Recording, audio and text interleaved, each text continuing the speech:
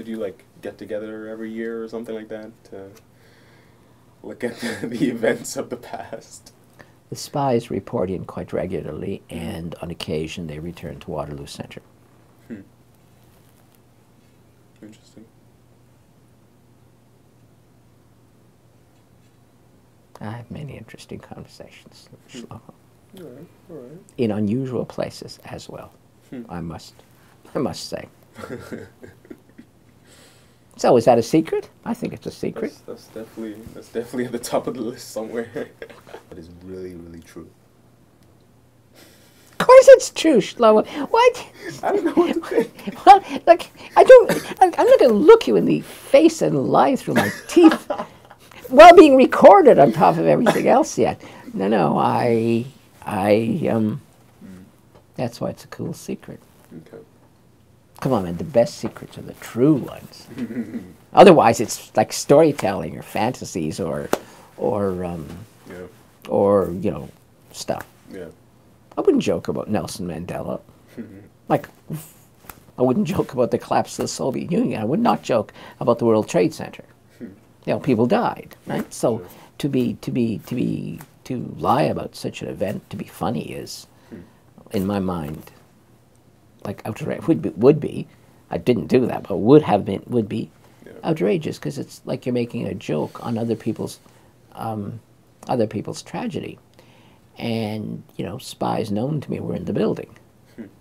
And they did manage, in several cases by sheer dumb luck, to escape.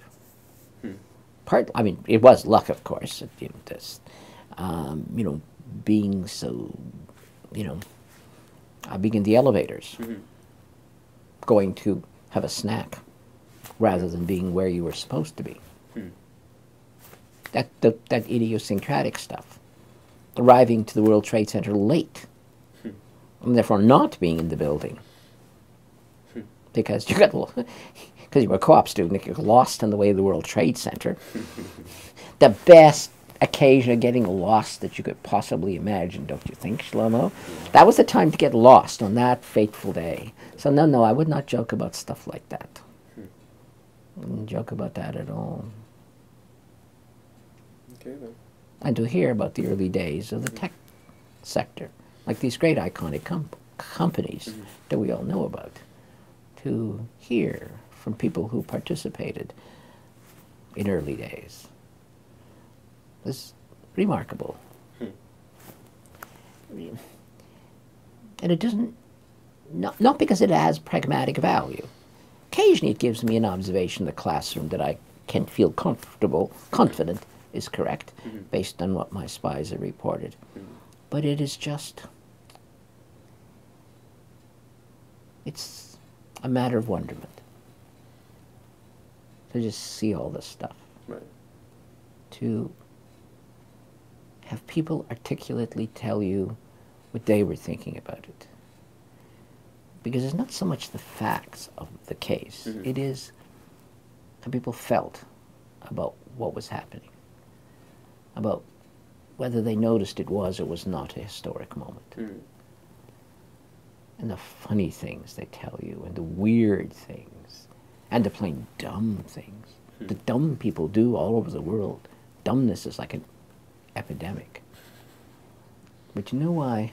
You know why I have learned to have confidence in my spies? Because the truth is, Shlomo, my spies have told me about every major advance in technology in my adult life.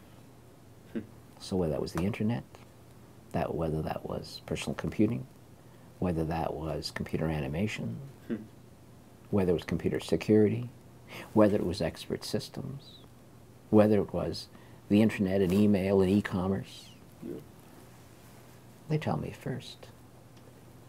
And when they tell me first, and they're right again and again, might that not seem clear why I should listen to them?